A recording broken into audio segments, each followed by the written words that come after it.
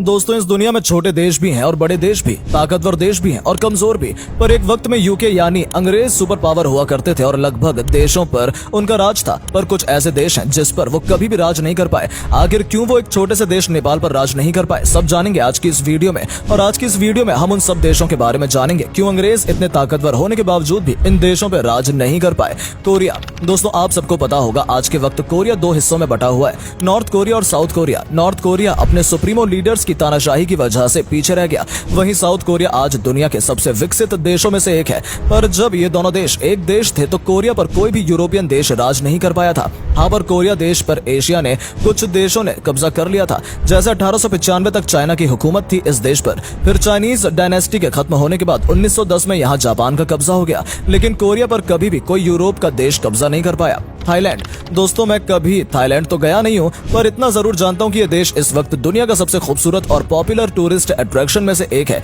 ये देश south Asia में बसा हुआ है, जिसका लैंड एरिया 5,13,120 स्क्वायर किलोमीटर है।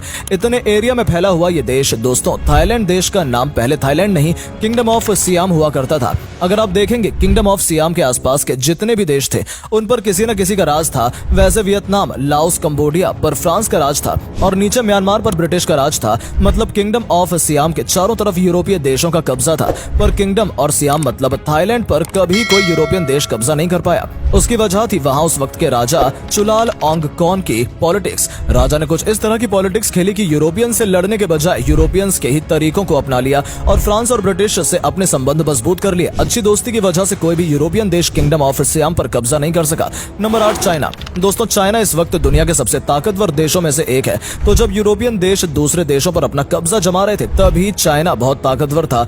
चाइना की बराबरी उस वक्त ऑटोमन साम्राज्य से की जाती थी। उसकी वजह थी चाइना की बहुत बड़ी आर्मी।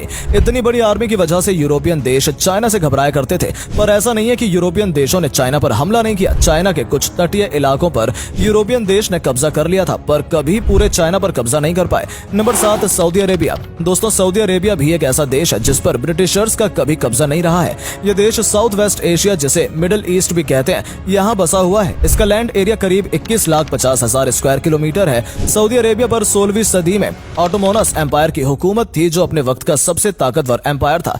यही वजह थी कि यूरोपियन देश सऊदी पर राज नहीं कर पाए। लेकिन वर्ल्ड वॉर 1 के वक्त ब्रिटेन ऑटोमन एम्पायर के खिलाफ था। ब्रिटेन ने ऑटोमन एम्पायर को कमजोर करने के लिए सऊदी अरब के शाही परिवार की मदद की, जो शाही परिवार सभी सऊदी अरब पर राज कर रहा है। नतीजे में सऊदी पर से ऑटोमन एम्पायर का राज खत्म हुआ और सारी अलग अलग जगह एक हिस्से में संगठित हुई और एक नया देश बना जिसका नाम रखा गया Saudi Arab. Number 6, Ethiopia. Ethiopia Africa का दूसरा सबसे बड़ा आबादी वाला देश है, जिसका एरिया है लगभग 11 lakh square kilometre. Ethiopia east Africa में बसा हुआ है। 1880 से 1940 तक यूरोप के कई देशों ने इस पर अपना कब्जा जमाने की कोशिश की, लेकिन उनके हाथ हर बार नाकामी ही लगी। जब इथियोपिया पर यूरोप के देश कब्जा करना चाह रहे थे तब पूरे अफ्रीका के करीब 90% हिस्से पर यूरोप वालों का कब्जा हो चुका था। इथियोपिया के राजा किंग टीवोड्रोस सेकंड ने इंग्लैंड की महारानी को शांति बनाए रखने के लिए एक खत भेजा और बदले में महारानी की तरफ से कोई जवाब नहीं आया। गुस्से में आकर किंग टीवोड्रोस ने इथियोपिया में जितने भी ब्रिटिश मौजूद थे उनको उठाकर जेल की सलाखों के पीछे भेज दिया। फिर 1888 में ब्रिटेन की आर्मी ने इथियोपिया पर पूरी प्लानिंग के साथ हमला किया, पर अफसोस ब्रिटेन की आर्मी इथियोपिया पर कब्जा जमाने में कामयाब नहीं हो पाई। 1896 में इटली की आर्मी ने भी इथियोपिया पर हमला किया, जिसमें इथियोपिया में इटली को भी हरा दिया। 1935 में इटली की आर्मी ने वापस से एक जोरदार हमला किया। इस बार हुकूमत किंग हैली सेलासी की थी और इस बार इटली ने इथियोपिया पर कब्जा जमा लिया था। लेकिन बस 6 साल बाद 1941 में किंग हैली सेलासी ने अपने देश को वापस पा लिया। नंबर 5, अफगानिस्तान। दोस्तों, अफगानिस्तान देश हमेशा से ब्रिटिश और रशियंस इन्वेस्टर्स की नजर में था। ब्रिटिश और रशिया दोनों ही अफगानिस्तान पर कब्जा करना चाहते थे और ये बात अफगानिस्तान को बखूबी पता थी कि उसके ऊपर हमला होने वाला है या हमला हो सकता है। 1839 में पहले एंग्लो अफगान वॉर में अफगानियों ने ब्रिटिश आर्मी को हरा दिया, लेकिन ब्रिटिश आर्मी आदत से मजबूर थी। फिर 1878 में ब्रिटिश आर्मी ने वापस से हमला किया और यह जंग 2 साल तक चली। इस बार ब्रिटिशर्स जीते, लेकिन अफगानिस्तान पर पूरी हुकूमत नहीं की। अफगानिस्तान के विदेशी मामलों पर ब्रिटिशर्स ने अपना हक जमा लिया और घरेलू मामलों पर सारा अधिकार अफगानिस्तान का ही रहने दिया। Number 4, Iran. दोस्तों, ईरान एक वक्त में पर्शियन एम्पायर का हिस्सा हिस्सा था, ईरान देश पर भी अफगानिस्तान की ही तरह ब्रिटिश और रशियन इन्वेस्टर्स की नजर बनी हुई थी।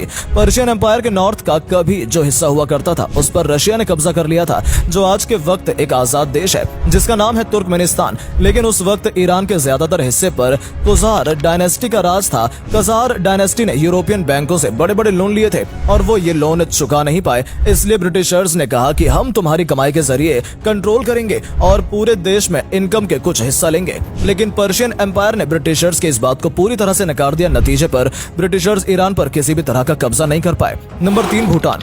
दोस्तों, ये देश साउथ एशिया में बसा हुआ है और भारत का ही पड़ोसी देश है। भूटान हिमालयाज में बसा हुआ एक खूबसूरत देश है। हिमालयाज में बसने की वजह से भूटान पर ना कभी चाइनीज और ना कभी ब्रिटिशर्स राज कर पाए। 1772 से 1774 तक ब्रिटिश आर्मी ने बहुत कोशिश की कि वो भूटान के इलाके पर अपना कब्जा जमा सके, लेकिन उनकी कोशिश हर बार असफल रही। लेकिन किंगडम ऑफ भूटान को ब्रिटिशर्स ने एक एग्रीमेंट करना पड़ा, जिसमें ब्रिटिशर्स को भूटान की लॉन्चिंग इंडस्ट्री पर कंट्रोल मिल गया। इस एग्रीमेंट के बाद भी ब्रिटिश इंडिया और भूटान के बॉर्डर के बीच विवाद बना रहा और ये विवाद 1947 में खत्म हुआ भारत की आजादी के साथ। Number 2, Japan. जापान इस वक्त सबसे टॉप एडवांस टेक्नोलॉजी वाला देश है। ये देश काफी दिमागदार है, इसी वजह से इस देश पर कोई दूसरा देश राज नहीं कर पाया। जापान को जब ये बात पता चली कि यूरोपियन देश दूसरे देशों पर हमला करके उस पर कब्जा जमा लेते हैं, इसलिए जापान जानता था कि उसका भी नंबर कभी ना कभी आएगा। इसलिए जापान ने खुद को तैयार करना शुरू कर दिया और अपना प्रभाव दूसरे देशों पर बनाना शुरू कर दिया। जैसे चाइना पर हुकूमत कर रहे चाइना डायनेस्टी को जापान ने हराया। जब 1905 में रशिया ने जापान पर कब्जा करने की कोशिश की तो जापान ने रशिया को भी हरा दिया कि यूरोप के द्वारा खुद पर कब्जा जम जाने के डर से जापान खुद ही काफी ताकतवर बनता चला गया। जापान ने खुद ही कई देशों पर अपना कब्जा जमा दिया, जैसे north Korea, south Korea, China के कुछ हिस्से, ताइवान। और एक चीज तो बड़ी गजब हुई कि रशिया जापान पर कब्जा करने निकला था, उल्टा जापान ने रशिया के कुछ हिस्सों पर कब्जा जमा लिया। तो इस तरह जापान एक पावरफुल देश बनकर उभरा। नंबर 1, नेपाल। दोस्तों, नेपाल भारत का पड़ोसी देश है जहां पर हर तरफ पहाड़ ही पहाड़ है, इसलिए देश काफी खूबसूरत है। ब्रिटिशर्स की नेपाल पर हमेशा से नजर थी, पर ब्रिटिशर्स नेपाल पर कभी कब्जा नहीं कर पाए।